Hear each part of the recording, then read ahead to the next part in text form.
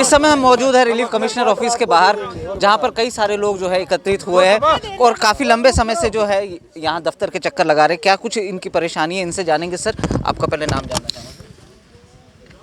नज़ीर Ahmad loan, मुस्लिम migrant president. Sir, क्या मसला है कि इतने सारे लोग जो है यहाँ पर इस समय एकत्रित हुए हैं?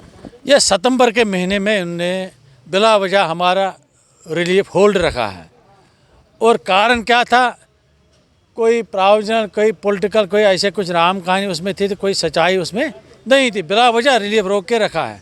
आज 6 महीने हो गए हैं इस दफ्तर के चक्कर काटते हुए। हालांकि हमने कोर्ट भी अटेंड किया, उस कोर्ट ने हमारे हक में फैसला दिया है, तो वो भी उनने इम्प्लीमेंट आज तक नहीं किया। आज जब हमने यहाँ दोबारा धरना प्रदर्शन स्टार्ट किया है, 6 महीने के बाद दोबारा भी हमने आज धरना प्रदर्शन स्टार्ट किया, क्योंकि हम अमन पसंद लोग थे। हम नहीं चाहते थे कि इस अमन में कोई खलल डालने की कोशिश करेंगे। हम जब आज हम आ गए, तो आज हमारे डिप्टी कमिश्नर आए थे हम रिलीफ कमिश्नर को मिलने के लिए। रिलीफ कमिश्नर साहब ने आश्वासन दिया था कि आपका जो ये देराना मांग थी, जो कि आपका रिलीफ हमने होल्ड रखा था, वो रिलीफ ये वागुजार हो गया। फ़ोन पर बात हो गई। तो आज जब यहाँ पहुँच गए, तो रिलीफ कमिश्नर यहाँ मौके पर नहीं मिला। अब लोगों ने बोला कि हाँ, ये रोज़ रोज़ बोलता, आज नहीं कल 6 महीने हम इस दफ्तर के चक्कर काट रहे हैं। कि जब आज हम यहाँ पहुँच गए, तो आज जब लोग यहाँ से नहीं निकले, तो अब डिप्टी कमिश्नर रिलीफ और ACR रिलीफ बाहर आए और उन्होंने आश्वासन दिया है कि ये आगे ये 26 तारीख आ रहा है, उसके बाद में इंशाल्लाह आपका मसला हल हो गया, फाइनल स्टेज पर है, ये 2-4 दिन में आपका मसला हल हो जाएगा। उनके आश्वासन पर हम वहाँ से अब रुखसती हो रहे थे। आप भी हमारे सामने हाजिर हो गए। कितने लोग होंगे जिनकी रिलीफ रुकी हुई है? ये तकरीबन 1200-1300 फैमिलियाँ हैं जिनको बिला वजह रिलीफ रोका गया है, क्योंकि हम उस टाइम वो पार्ट है जिन्होंने उस कश्मीर में वहाँ फाइट किया है, जब कश्मीर के हालात बिल्कुल ख़राब थे, कि हम लोगों ने मिलिटेंसी का मुकाबला करते हुए कश्मीर में हालात ठीक की, कश्मीर में हालात फीस फ्रास की, और तब से वहाँ यहाँ पर जम्मू में दर बदर की ठोकरें खा रहे हैं। आज जब 6 महीने के बाद ज़्यादा ही खा रहे हैं, क्योंकि अब बच्चों का फ़ीस भी नहीं है, बच्चों को स्कूल से निकाला गया है, मकान मालिक का किराया नहीं है, और खाने पीने का सब कुछ मुश्किलात दर नज़र अब लोगों ने कहाँ से उधार करके लिया है, तो ये आज तक चला है। आज इनको लोगों को आश्वासन था कि इस फर्स्ट पर हमारे रिलीफ वागुजार हो गए, मगर आज भी बेबसी का आलम है कि आज भी 10 दिन या 15 दिन का और टाइम लिया है कि अभी रिलीफ के तौर पे क्या दिया जाता था?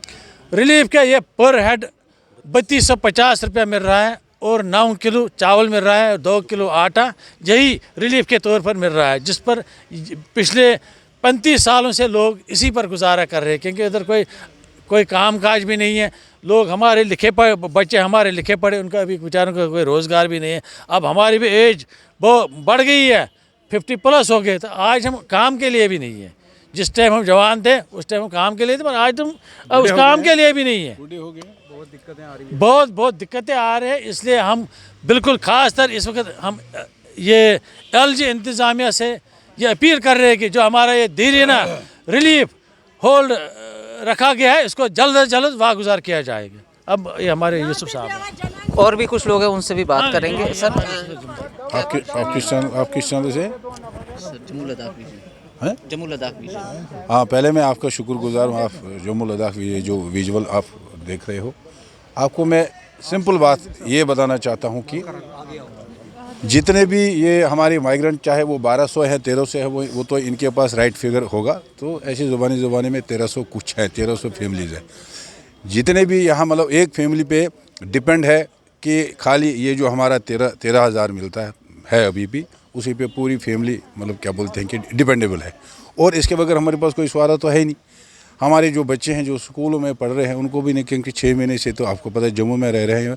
हम जम्मू के लोगों को काफ़ी शुक्रगुजार, जिन्होंने हमें यहाँ पे इज़्ज़त दी, यहाँ पे हमें रखा है, अकोमोडेट किया हर मामले में। तो स्कूल से बच्चों को निकाला जा रहा है, ये हमाकत की बात है। और सितम ज़रीफ़ी ये है कि हमारे जनाब अली क्या बोलते हैं कि किराएदार, मतलब किराए पे तो हम सारे रह रहे हैं, तो जनाब अली किराएदारों ने हमें तंग करके रखा है 6 महीनों से। तो कई लोगों को वहाँ से निकाला। अब ये मुझे बताया कि हम इन 13,000 रुपयों पे डिपेंडेबल है और हमारे बच्चे जो है, हमारे बच्चे बाल बाकी चीज़, तो मुझे खुदारा बताइए हमारे साथ ये सौतेली माँ का सलूक क्यों किया जा रहा है। देखिए, हम वो लोग हैं जिन्होंने इस देश के लिए इस तिरंगे को, हिंदुस्तान की आन बान शान को ज़िंदा रखा है। मैं आपको अपनी मिसाल देता हूँ, 96 में जब गोलियां चलती थी यहाँ हमारे रियासत पूरे मतलब जम्मू कश्मीर में, खासकर जिस डिस्ट्रिक्ट से मैं बिलोंग करता हूँ, अनंतनाग से मैं बिलोंग करता हूँ, और 96 का पार्लियामेंट इलेक्शन मैंने कंटेस्ट किया। आपको पता है कि 96 में जलियांवाला बाग हमारे डिग्री कॉलेज यहाँ की, मतलब मैं रिलीफ कमिश्नर को ये कहना चाहता हूँ, अगर उनके पास ये रिकॉर्ड है, मैं वो रिकॉर्ड उनको ला के दूँगा।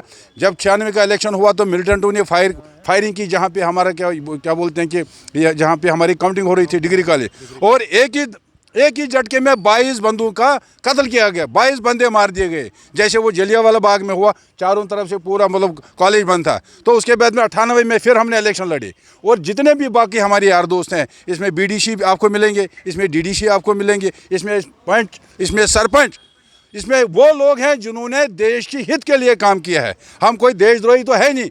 अब हमारे साथ जो ये सलूक किया जा रहा है, देखिए 6 महीने से बिल्कुल हम हाल्ट है, 6 महीने से इस रिलीफ ऑर्गेनाइजेशन के चक्कर काट रहे हैं। आए दिन हमें खाली ये विश्वास दिया जाता है कि भाई आपका रिलीफ वागुजार होगा, आपकी इंक्वायरी चल रही है, और जो ऑर्डर निकाला है सेक्रेटरी से, यहाँ चीफ सेक्रेटरी ने, उसमें कहीं ये नहीं, कोई प्रोविज़न नहीं है कि भाई इनका आप रिलीफ बंद करिए।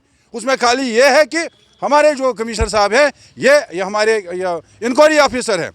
तो मुझे ये बताइए, अगर इनको इंक्वायरी करनी है, हमारे जितने भी फैमिलीज़ हैं, ये जो 1300 फैमिली हैं बाकायदा यहाँ पे जम्मू में हम रह रहे हैं, क्योंकि हमारे साथ वो सलूक किया गया है। अब मैं क्या मिसाल दूँ, अब कैसे मैं समझाऊँ हमारे कमिश्नर साहब या मीडिया को या बाकी लोगों को। हमारे में से ऐसे भी लोग हैं जिनको काटा गया, जिनको मारा गया, जो लोग मारे पूरा दौर था एक, वो टल गया। ये देखो जिसकी गोलियां लगी है। हाँ बोलिए। अभी आपको क्या आश्वासन दिया, क्या कहा गया इनकी तरफ से? देखिए, अभी तो हमारे जो रिलीफ ऑर्गेनाइजेशन के डिप्टी कमिश्नर हैं, उन्होंने विश्वास दिया कि ठीक है भाई, आपकी कुछ और पेंडिंग था, तो ये इंशाल्लाह 2-4-5 दिन में 27-28 तक तो आपका हम कर देंगे। और आपके वसाजत से, आपके माध्यम से ये कहना चाहता हूँ पूरी रिलीफ ऑर्गेनाइजेशन को कि आज जो हमें ये विश्वास दिया गया कि 28 को नहीं तो 29 से पूरे जितने 1200 फैमिली है, यहाँ हम धरने पे बैठेंगे, रात दिन हम यहाँ रुकेंगे, और अगर हमारा ये मसला हल नहीं हुआ तो साफ तौर से आप सुन सकते हैं जिस तरह से इन्होंने बताया कि काफ़ी लंबे समय से जो है वो चक्कर काट रहे हैं यहाँ पर, लेकिन अभी तक जो है इनकी मांगे पूरी नहीं हुई है, और अभी इन्हें आश्वासन दिया गया है कि जल्द से जल्द इनकी मांगे पूरी हो जाएंगी। नहीं तो जिस तरह से इन्होंने कहा कि यदि इनकी मांगे पूरी नहीं होंगी तो तमाम जितनी भी परिवार है वो यहाँ पर जो है वो धरने पर बैठ जाएंगे। आप लोग बने रहिए हमारे साथ, देखते रहिए जमुल लद्दाख विजन। नमस्कार।